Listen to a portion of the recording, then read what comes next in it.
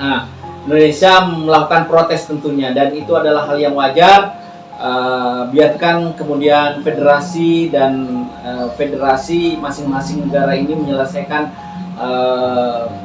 permasalahan ini. Kita sebagai pecinta timnas Indonesia tidak wajib, teman-teman ya, tiba-tiba kemudian nanti kita mencari situs resmi sepak bola Kuwait, lalu kemudian kita berbondong-bondong ke sana.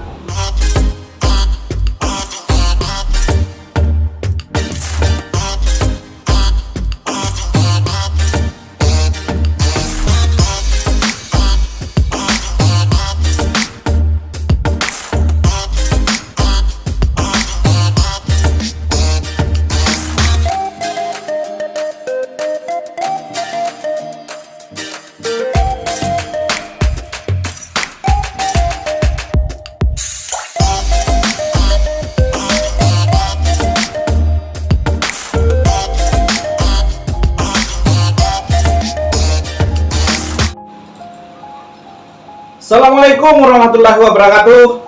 Apa kabar teman-teman? Semoga hari ini kita semua sehat. Dan jumpa lagi bersama Biodika Sport Channel di sini. Kita kembali berjumpa untuk membahas timnas Indonesia tentunya, sahabat-sahabatku, karena beberapa hari terakhir ini masih cukup menarik ya, menjelang ada FIFA Match Day ya, dimana kita tadinya akan bertanding melawan Kuwait dan Lebanon, sementara di kualifikasi Piala Asia U23 kita juga akan bertanding nanti di Sidoarjo. Jadi ada FIFA Match Day, kemudian ada kualifikasi Piala Asia, dan dua-duanya itu berlangsung di Jawa Timur. Gelora Delta Sidoarjo menjadi tuan rumah ya Indonesia dalam hal ini di event kualifikasi Piala Asia U23, di mana Indonesia nanti akan bertanding di tanggal 3, tanggal 6 dan terakhir tanggal 9 melawan Korea, teman-teman. Dan menariknya karena di bulan yang sama kita juga akan melakukan pertandingan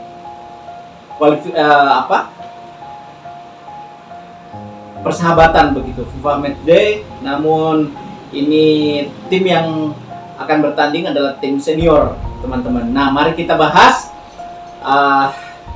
apa yang terjadi beberapa hari terakhir ini terkait dengan persiapan timnas Indonesia. Nah, yang pertama saya akan mulai.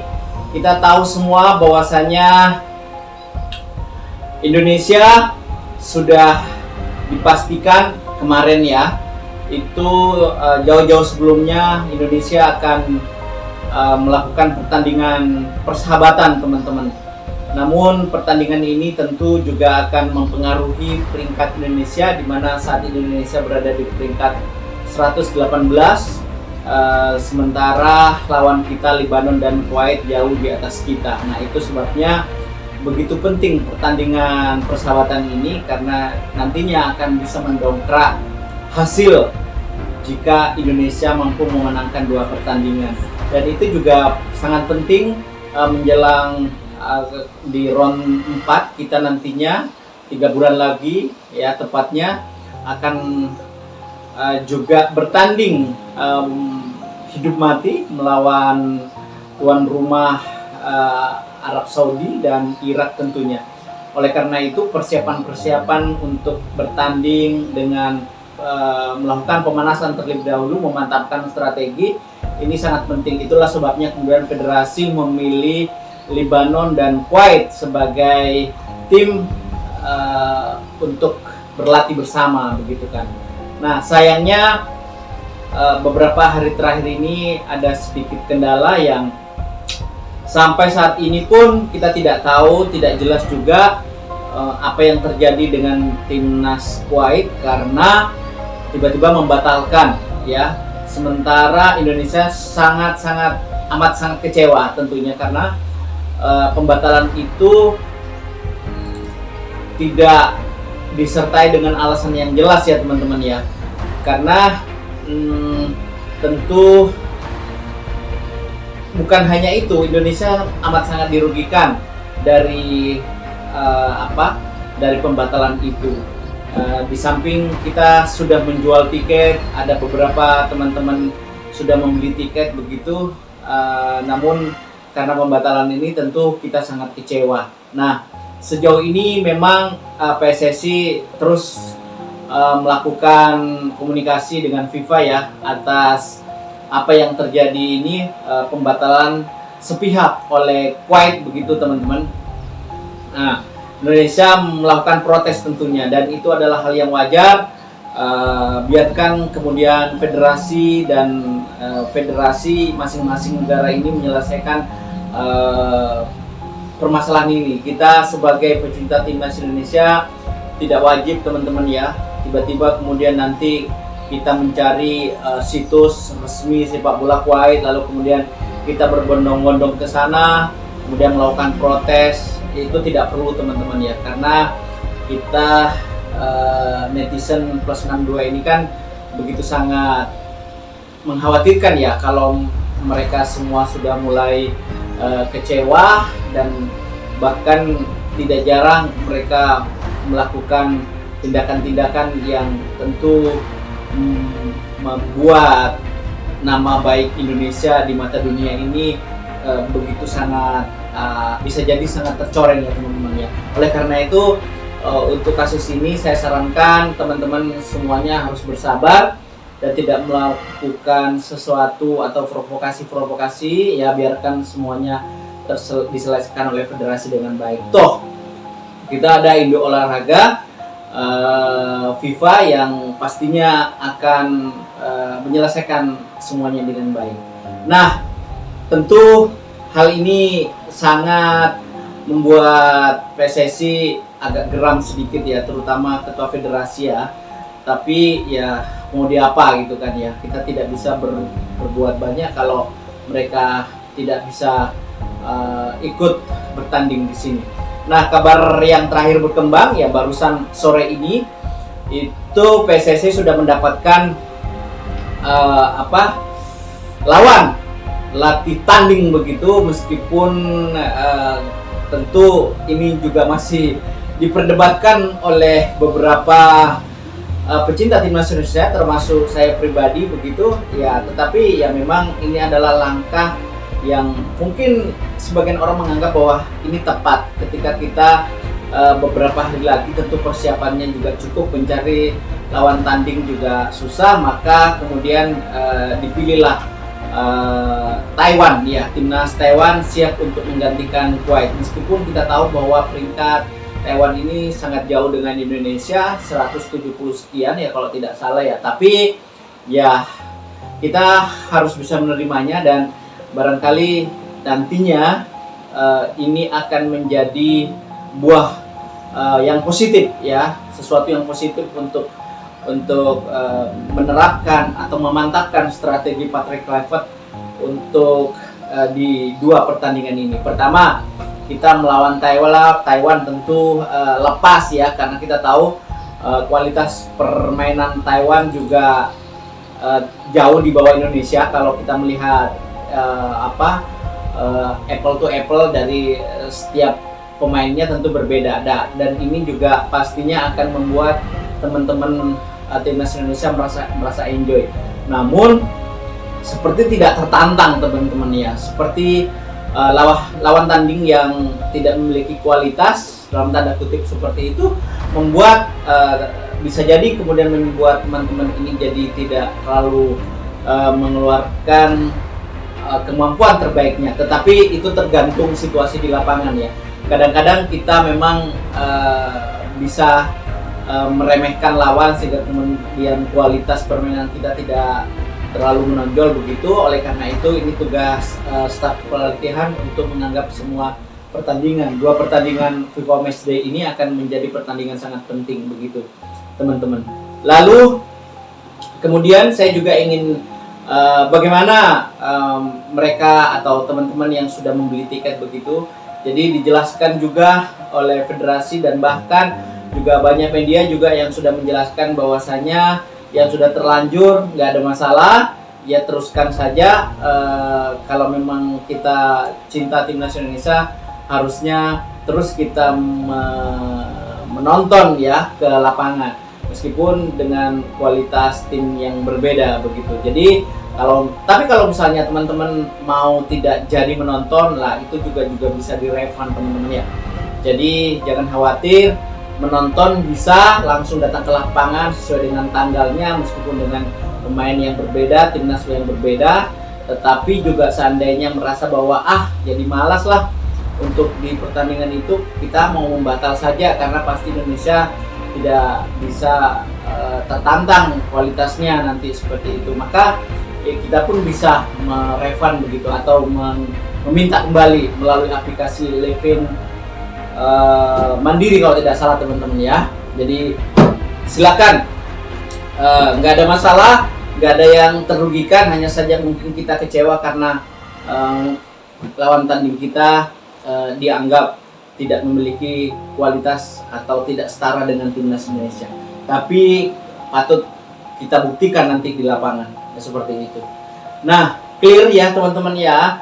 Jadi situasi yang berkembang 1-2 hari ini terkait siapa lawan tanding Indonesia sudah dirilis oleh PSSI. Jadi kita semua harus terus mendukung timnas Indonesia nanti yang bertanding di Gelora Bung Tomo. Dua-duanya berlangsung di Jawa Timur teman-teman ya, Sidoarjo dan Surabaya begitu. Lalu kemudian kita juga tahu bahwasanya timnas Indonesia senior di bawah kepelatihan Patrick Kluivert begitu sudah memilih 27 pemain yang dipanggil. Jadi tidak jauh berbeda komposisi pemain dari komposisi yang sudah bertanding di round sebelumnya, yakni di round 3 teman-teman ya. Hanya saja ada 1-2 pemain yang tidak dipanggil, di mana Asnawi ya tidak kemudian dilirik kembali oleh Patrick Kluivert, kemudian Pratama Arhan yang menjadi lagi-lagi tidak terpanggil ya teman-teman ya. Hanya 2 itu, selebihnya hampir sama ya, kecuali oleh Romeni yang dibekap cedera dan pasca operasi masih memulihkan dirinya begitu. Lalu kemudian ada pula Ragnar Orakmangun yang dulunya kita anggap serius penyakitnya dengan virus yang berada di tubuhnya begitu, dan saat ini Orakmangun juga dipanggil dan siap untuk membantu Indonesia bersama dengan teman-teman yang lain itu memperkuat timnas Indonesia nanti di FIFA Matchday. Lalu kemudian juga ada 2 pemain naturalisasi teman-teman. Kita sudah tahu bahwa Prabowo ya, presiden kita sudah menandatangani juga berkasnya. Lalu kemudian komisi yang ada di DPR, komisi hukum juga sudah kemarin ya sudah dilakukan rapat ya, baik itu wakil dari pemerintah, federasi, ada juga dari Kemenpora ya, ada wakil Kemenpora juga memberikan sedikit profil dari beberapa pemain yang akan dinaturalisasi, termasuk Miliano, Jonathan, kemudian Zilstra teman-teman ya. Jadi minggu depan proses ritual pemindahan atau pengambilan sumpah itu akan dilakukan, dan mudah-mudahan 2 pemain yang kita anggap mampu memberikan permainan layaknya oleh Romeni ini ya, itu bisa benar-benar terbukti, karena kita tahu bahwa Romeni tidak bisa bermain, dan semoga nantinya 2 pemain ini Mauro Zilstra dan Jonathan ini bisa menggantikannya dengan baik begitu. Namun mungkin di luar sana juga ada beberapa berkembang ya mungkin pertanyaan dari teman-teman, kenapa kemudian tidak bisa kedua pemain ini, terutama Mauro Zilzra yang usianya masih 21 tahun ya teman-teman ya, kenapa tidak bisa memperkuat timnas U23.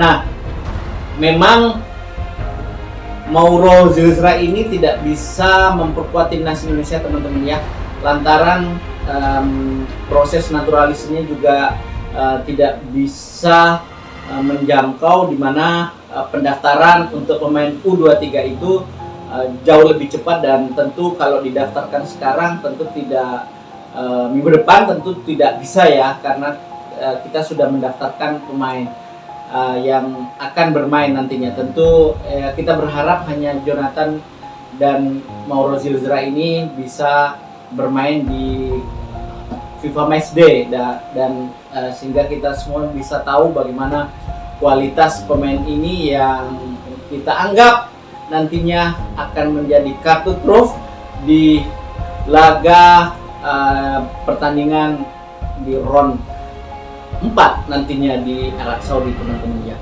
Itu informasi beberapa yang mesti kita sampaikan, mesti kita